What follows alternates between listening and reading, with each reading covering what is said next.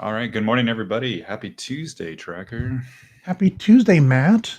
Yeah. Oh man, what a crazy week it's been. Bitcoin not only like getting all-time highs, like past 75,000, but actually hit 89,983. It kind of feels like we might get the 100,000 before the end of the year, doesn't it? Yeah, I hope so. I really do. And I'm enjoying. I wish I wasn't sleeping last night because there was so many dips with Coinbase, with Tesla, with all that stuff. It was crazy. So crazy. I frequently, oh, let's see, not this way. I've been posting I'd have my Tesla chart up here and have my Bitcoin chart up here side by side because they kind of move really similarly, Tesla and Bitcoin. And like if you look at the larger scale chart, which it's not gonna show nicely up on these, is it?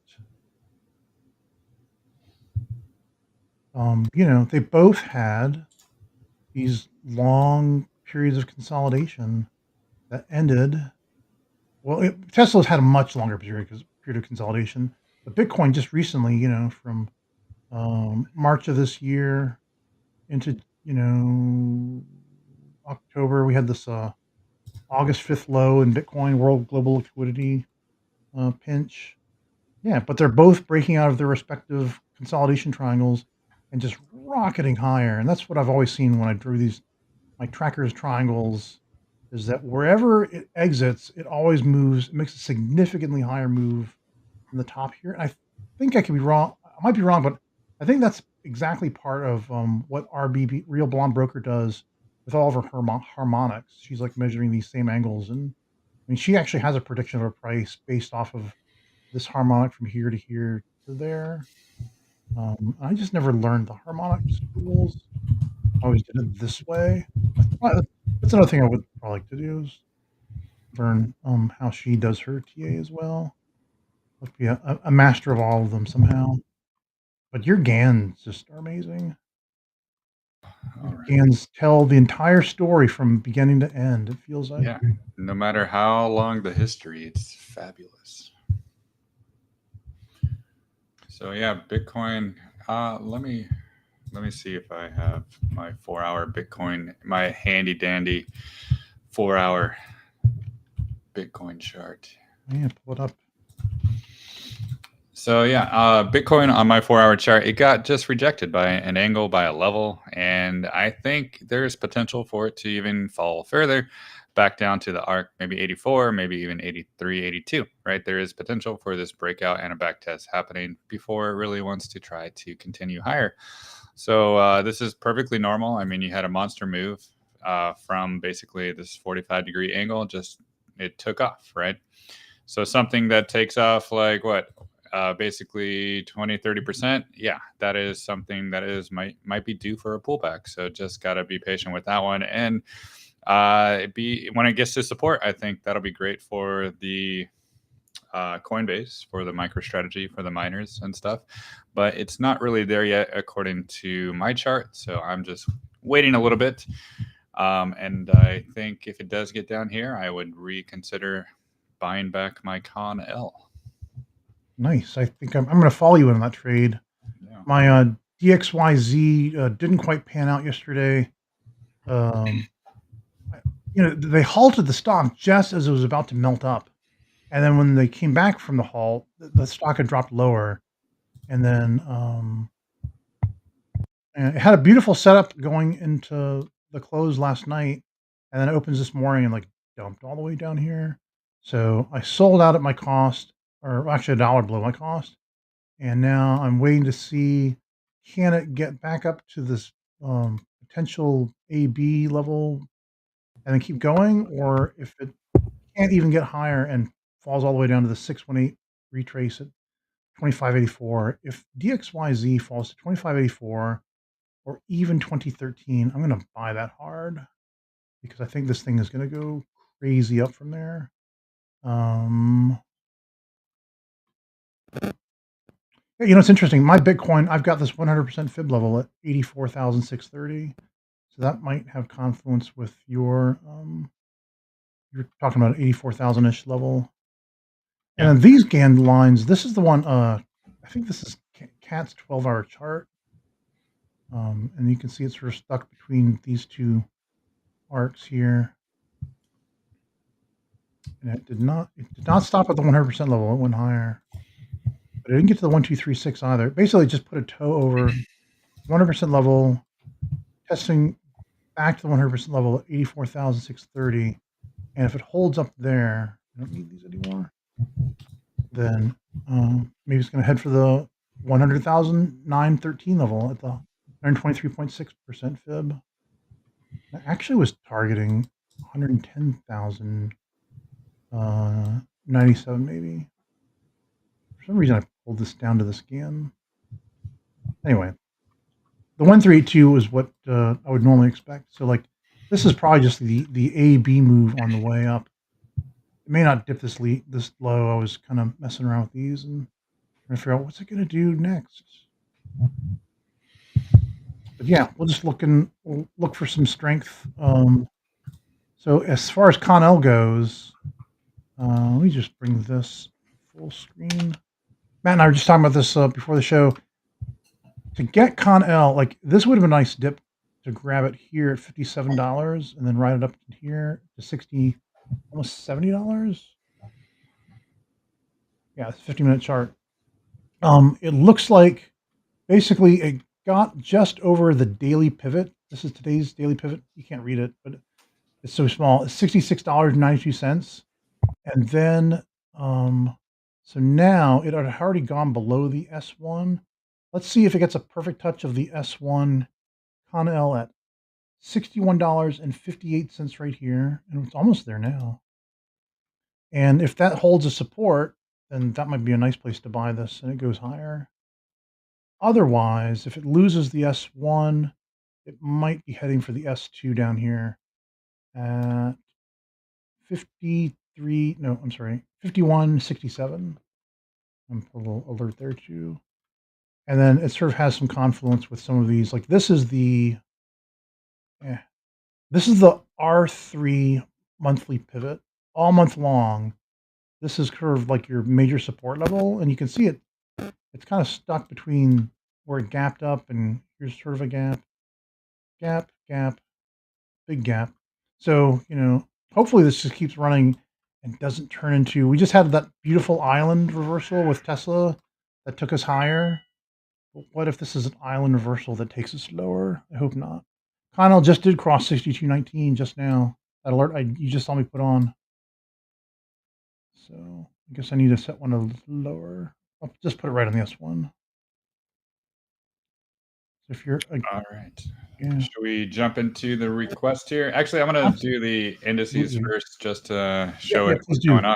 So yeah, SPY still has potential to come back to the 585 down here at the 1.618. And I think that would be healthy if that did happen. But so far, it is breaking out. Looks like a beautiful chart. And I would not worry if it went back down there at all. QQQ, also the same situation, has potential to go back to the 497 there, the 1.414, maybe retest it, but it also has potential to keep going as well. But just want to let everybody know that back tests are super healthy in these markets, and they are good opportunities for continuation higher. And IWM on the linear scale, it just broke out of the 786, broke out of the 886. So this 235 is your solid support. And it's just really waiting to break all-time highs. And once it breaks all-time highs and flips to support, then I think things can go a lot higher. So with that said, let's go look at Tesla. And it's 341. No, that's fine. And people are asking, take profits in Tesla or wait. I mean, for me, I'm never taking profits really for a long time, because this chart is now bullish. Why would I want to take profits on a bullish looking chart? I don't want to. So I think, people are waiting for opportunities. Maybe some are waiting for 320s. Maybe some are waiting for lower. But I think 320s might even be a challenge to get. But if it did get there, I think it'd be wonderful. I think what we saw pre-market at 330 this morning was a great opportunity, to be honest. Not sure if it'll go back there to 330 today. But yeah, it was a great opportunity, and I'm looking for a weekly candle close really over this 347.58, the 786. If that can happen, then I think this really can continue. But I'm not sure if they're going to let retail back in at these lower levels. And even if it went down there, I think retail would think it's going to go lower, and they wouldn't buy anyways. So we'll see. But I think everything is really a buying opportunity for Tesla, not a selling opportunity. That's the way I think of it. So, what about you, Tracker? All right. Well, I got my Tesla chart here. I posted this morning already. This same chart on a 15-minute 15-minute candles here. I'm sorry, I didn't get a lot of sleep last night. I'm a little rambly this morning. So the main thing is that Tesla fell below the Ichimoku. It lost the baseline for a little bit, and it got under the daily pivot. Here it is right here. There's the daily pivot at 349.01. And then what it did after falling down briefly to this 50% retrace of the whole move down to 294.18, halfway there, it stopped right at the 50% level. So 328.49, as Matt said, was a great time to buy it. If your exchange was open at 5 a.m., mine wasn't. I was awake, but I couldn't buy that. I have to wait till 7:30 before my brokerage is open. Anyway, price in pre-market came back up, couldn't even quite touch the pivot, so now it's kind of scared and heading back and testing supports again. And it hit the support, the daily S1, and if it loses that at the open, then look for potential to come back to the daily S2 around 320. And that's the 618. So the 618 is usually where you get these retraces anyway. So that would be perfect right at 320. I wrote that 311 is possible. That's if it goes all the way down the 76.4 level. That's at 310.37. And 311.31 is the daily S3. So that would be like if the market was terrified. And gosh, absolutely buy. If you see that, like hand over fist, just like buy 320, buy 311, because it's the next stop is the 414.50 test of the all-time high. And after that, it's just gonna, get over it, test back to it, and keep going. People have been asking me where I think Tesla's going to go, and I've been telling them I think, of the three paths, I think the most evidence is pointing that we're on the brown path. That corrective. Let's see if I go back to,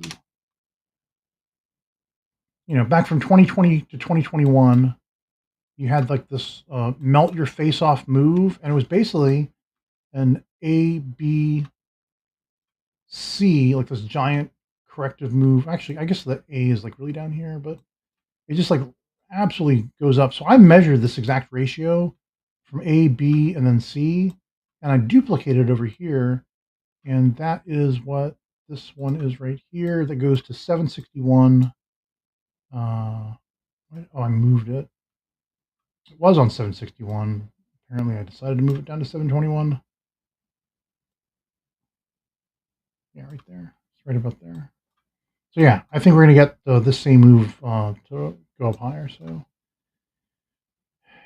the very next dip might be like, the last great dip to buy. And so buy it like it's your last. Hopefully you just bought Tesla down here when I called the bottom and you just held it like I wish I had done. Yeah. 138. You should have held it. I should have just held it. Trading in and out sometimes is your biggest enemy. It is. Yeah. We are our own worst enemies. And I've been struggling with my demons for sure. All right, what else we got? People are talking about Novavax. I guess we can bring that up too. Sure. And we were just, we're just looking at that earlier. NVAX. So they had, I guess earnings are still ahead. They haven't had the earnings yet. No, they released it already. They guided lower on their revenue and stuff. So that was kind of a miss. But what I do is I kind of look at it this way. Let me put this on the weekly chart. We basically, it coasted into a bottom, had a spike up, And now, so far, we still have a higher low. A higher high and a higher low is bullish. We got a little bit of green here, a little bit of green there. And look at the way the stock cycles over time anyway. It literally, it's just, this is the definition of a cyclical stock. It just oscillates between 1 and 0, 1 and 0, 1 and 0. And we basically bottomed out at 0 again. It's time to go to 1. So, the stock that's just recently hit a low of 353 could be worth hundreds of dollars again. So, as far as risk reward goes, why not take a risk? Um, buy whatever money you can just possibly be dead money for a few weeks or so, and you won't miss it. And this could actually turn into something great. Yeah, I actually, now that everything is kind of forming, I'm gonna wait till the weekly candle close, of course. But on my chart now, what I really see for Invax is it's losing levels, right? So I wanted to see this 45-degree angle hold, and it has not held, right? And it's not holding. So now, is it going to go back down to my blue angle? I think that's a possibility now. So I cannot ignore that Ooh. possibility. So I think that's sub 6, right? So sub $6 is probably where I would also maybe want to start adding more, right? I'm not really worried about it because there's so many other winners out there that I've Yeah. had recently. So this one is fine, right? And also, if it went down there to that angle, you could just draw a line. That is a previous support too. So it would be kind of like a bigger inverse head and shoulders too, it looks like, right? On a Yeah. week-to-week basis. So I think that's where I would just, for me personally, I would buy more down there around Oh, 590. yep. You know what? Forget what I said. Do what Matt just said. Wait for So, 6. but if it recovers this week and closes back above the angle and stuff up here, then I think I might just buy more up there. So it just depends. Like I don't buy when things are breaking. Just like end phase, I don't add when that was breaking, and sure enough, it broke. And now if it goes down lower, I'll buy more. But just like this one, it's breaking right now, so I'm not going to buy in the middle of a range. I never buy in the middle of a range. I just wait. So the waiting would be back to this angle, which I still think is very symmetrical, and it would still be a support over here, and it would still be a higher low. So I think it's a very volatile stock. You got to be able to stomach these kind of moves, because yeah, they feel very terrible, but in actuality, they're just following a normal path. So this is like HEMS. Like HEMS is very volatile as well, right? If you want to choose these kind of stocks, you got to be able to handle the huge percentage swings. I have a question for the person that requested LAC. That's Lithium Americas Corporation. Are Yeah. they responsible for that mine in Arkansas? Because I just heard Peter Zion talk about how they've got this great, huge liquid lithium deposit there that they can mine using this liquid extraction process. And I'd really like to know more about that because obviously, they're going to need a lot of lithium going forward. Yeah, LAC, on my chart, I see it has some kind of potential, but it is getting blocked a little bit by that 50-week moving average right there. So I'm just watching that. Everything is still kind of sloping down too, so it doesn't really have any kind of momentum, but it has a potential of forming a base here, maybe down in the 3s or so. So we'll see. If it breaks above this 50 on a weekly candle close, then I can get more bullish on it. But until then, I just think it might be stuck in a range from the 3s to the 4s. Yeah. Oh yeah. That chart doesn't look really great on yours. I mean, okay. But in general, whenever people bring up miners that aren't Bitcoin miners, like a physical miner, I don't usually get too excited. The miners will break your hearts every time. If you were like waiting on silver to break out in the 2020s, then you basically had 3 chances to sell it, and the rest of the time you're just waiting for that chance to sell it for the entire decade. It feels like, or actually from the 2014s to the 2024. Anyway, yeah, it looks promising. LAC, just don't go too heavy into it yet. If it could get 5 waves up from here, then skipping to the end basically has a potential to go to 62.25. They can get that stuff out of the ground at a good cost. 764 382 1382 100 2382. There you can take your screenshot rate there. Here's the prices on the rate. So if it could get 5 waves up from here and not fall lower than 212, I'm sorry, 213, then there you go, LAC. All right, and I see now ServiceNow. I'm gonna do that one because I think Yeah. somebody requested it yesterday, and I totally forgot, and I see it again there today. So here we go. Now ServiceNow is bullish, super bullish, in fact, and it just broke through another fib extension from this high back here in November 21, and it's making its way up to the 1.618, the 1100, and my green level of my GAN, which is around 1088. So I think that could be a magnet for price, right? Eventually, but what I'm really seeing now is basically, yeah, the 961 is your support on linear scale. You got even more support down there, and it held that 1.618. So that one also has more confluence of the 1100 zone for the next target as well. So I think over time, price will most likely gravitate higher because it's just going through one fib extension level at a time. And I've got a Dow chart as well. Yeah, just like Matt said, it was like really bullish. It went from its 100% fib extension to 337 for the wave 2 bottom. Then it went 618, 382, 161, or I'm sorry, 100%, and then dipped down, and now it's going for the 1618, I think, at 1095. So from the 1618, I'd expected to pull back to the 1236 at 916.28, and then extend to the 2618 up here at $1,564, basically.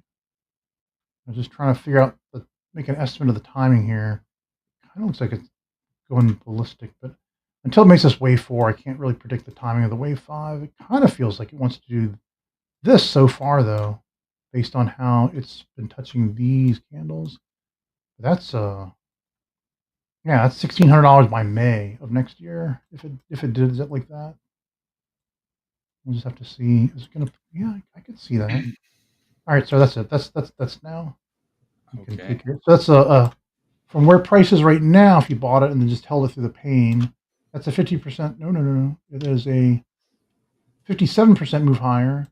If you wait to buy it back if you can get it near 916, then it's like a 75% move higher from the Yeah, it looks wave 4 to the wave 5. it's really bullish. Yeah, Yeah. super bullish. All right, I'm gonna do SMCI real quick, just because one of my subscribers is asking for it. And yeah, SMCI, it's just trying to find its higher low, right? That's basically all it's doing right now, and it's not breaking down further. Like last week, it went down to 2020. It did not make a lower low from last week. The wick didn't even go below it yet. It's still holding the top of my arc. It's still battling the 200-week moving average. Even if we just drew a line right here and got rid of the GAN, we can just see that it's basically a previous support zone breakout back test. It's still doing that, right? It's still in that zone.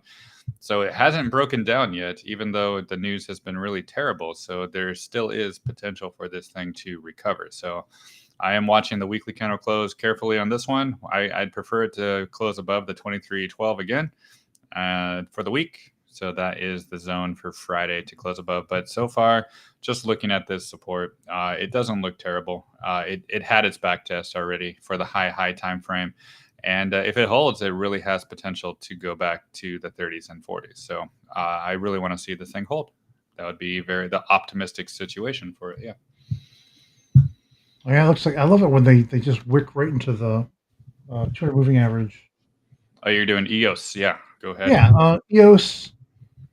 This one was following my fib levels really well, and just got into some trouble here after hitting the 366 level, 366 price, and it didn't make it higher like it was supposed to, and it just kind of fell over. And it fell to basically, if you go from 366 and go back to this most recent low at 139, it fell to 61.8% of that move to 226. Actually, it got to 224, just a couple pennies below. Now, either the either the 618 holds, or it drops to the 676.4 at $1.93, which would make a lot of people sad. It tried to get over the 38.2%, fell back to the 50%. It needs to get back over 253 and make its way back up to 391 was my target all along. Basically, this just looks like an extended wider flat of the minor wave two. So like this is wave one, wave two. This is all of wave three. And so inside of wave three, this is wave three sub one, wave three sub two. And it,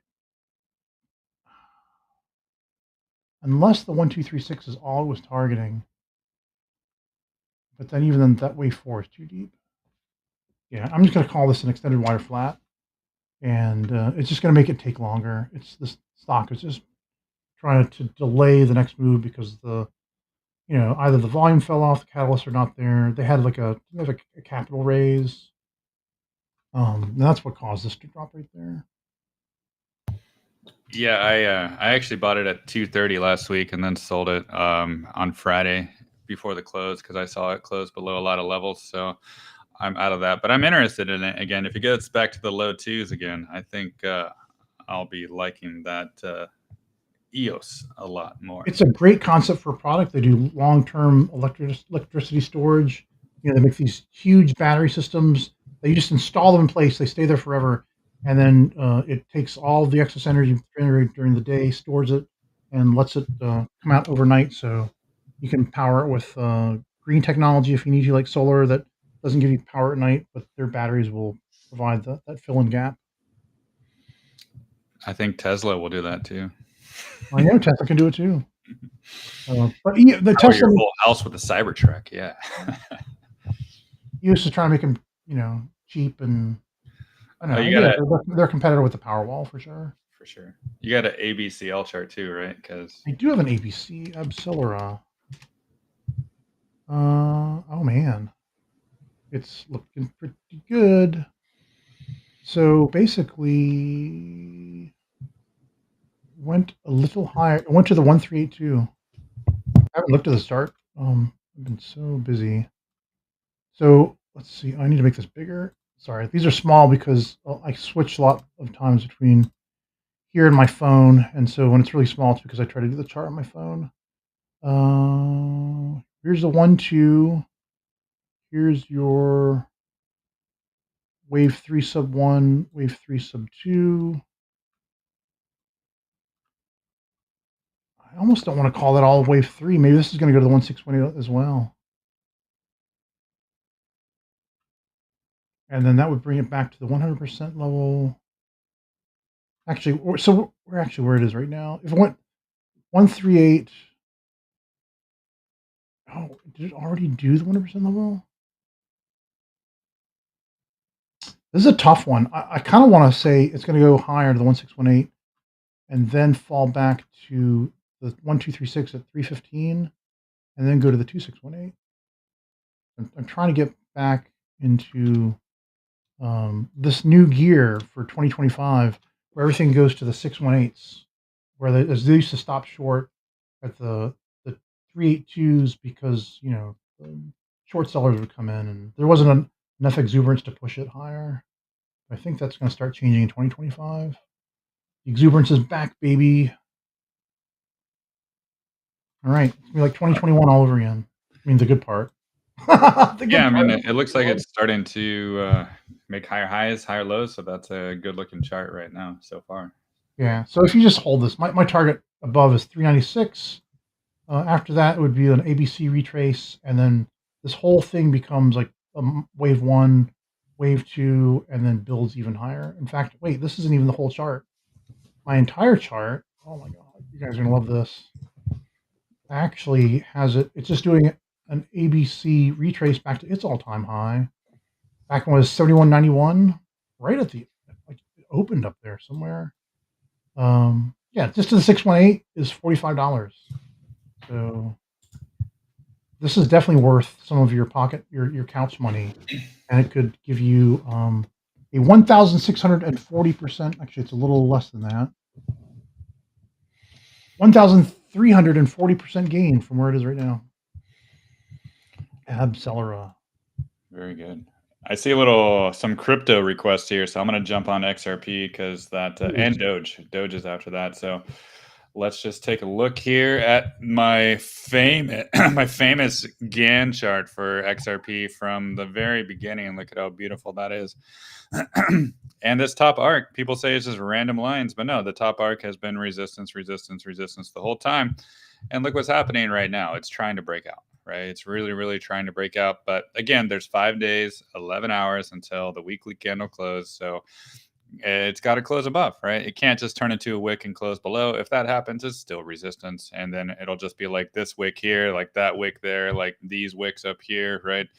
You got to just see some close. And then the next week, you got to see follow through. Like here, it did actually close above, but there was really no follow through the following week. So that's what we got to see for XRP.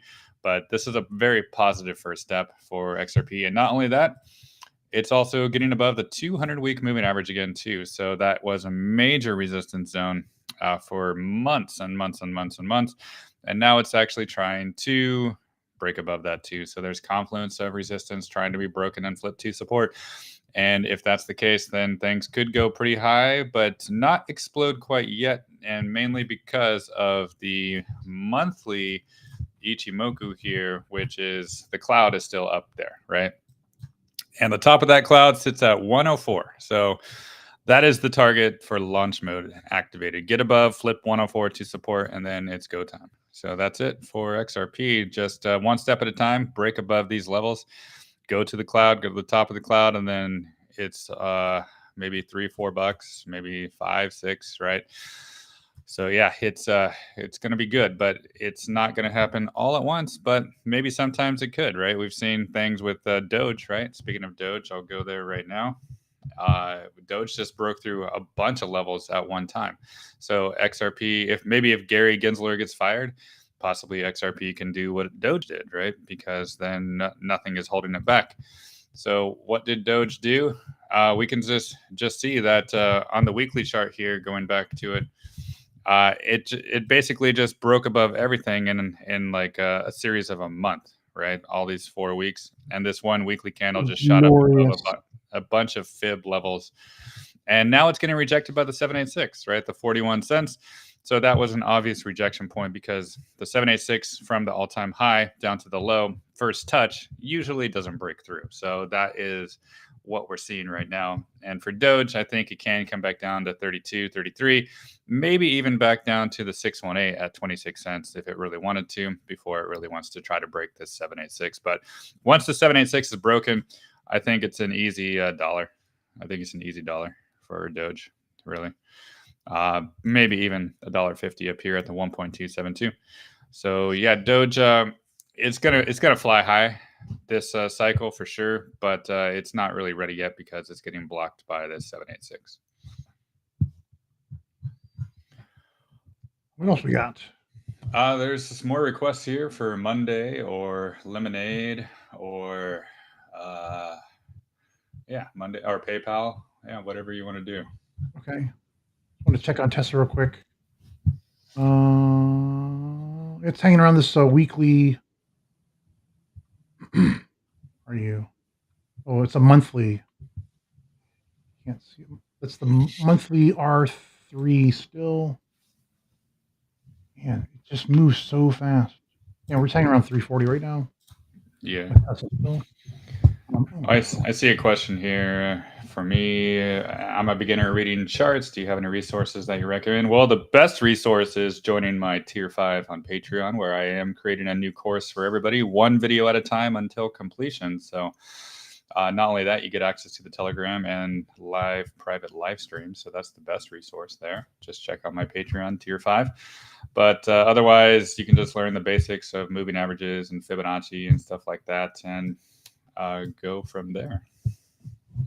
Yeah, and Matt's got, I swear, I've been charting for a decade and a half now, and Matt has absolutely the best charts I've ever seen, probably the best in the entire world. His Gann charts are just magical. And they work, like, like they said, Arthur C. Clarke said, technology so advanced that it's indistinguishable from magic, and that's what Matt's charts are like. Appreciate it. Well, I'll just check out Lemonade right here real quick. We got a few more minutes left before I have to go run away. Lemonade, yeah, it went up to the 200-week moving average right there, 35.53. It fell a little bit short, got to 34.95, and it's really trying to hold this 382 maybe as a support now. So we can see that 31.23 level. We can just watch that throughout the week, see if candles, daily candles, weekly candles can continuously close above it. It is down pre-market this morning, but it's still above that 382. So that's what's important for just building levels, like breakout, backtest levels, try to build a base to go higher. So that's the first zone. Down below my 45 would be the next zone down there around 27 for support. So I think that could be a good zone if it did want to fall back down there for possibly a back test and going higher. All right, well, let me show you my Lemonade chart, and I'll show you where I think it's going. It is also doing a retrace back to its all-time high of $188. So the very first stop is the 38.2% retracement at $78.27.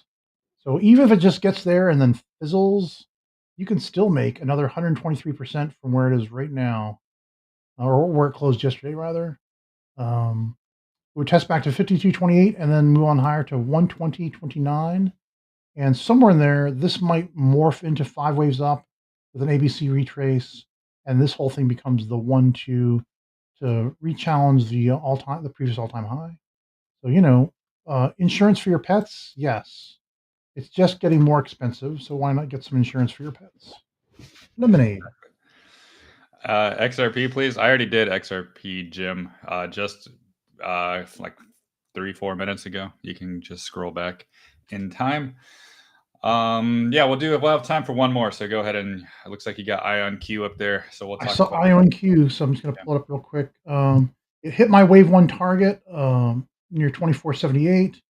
I think it's pulling back to 17.69 next, and then I'll rebuy it, and then it's either going to stop here for a wave C target of $28.12, or it will have morphed into 3 out of 5 waves up. So if it can keep going past 28.15, then it'll retest the all-time high of all-time high of 35.90, and then back to 100% level of 24.78, and then push on up to $50.43.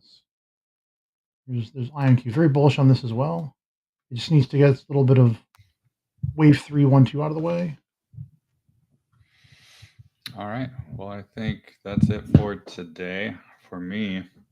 Yeah, me too. Sorry I didn't get more sleep last night. I just kept. Yeah, no worries. To get some rest, you need it.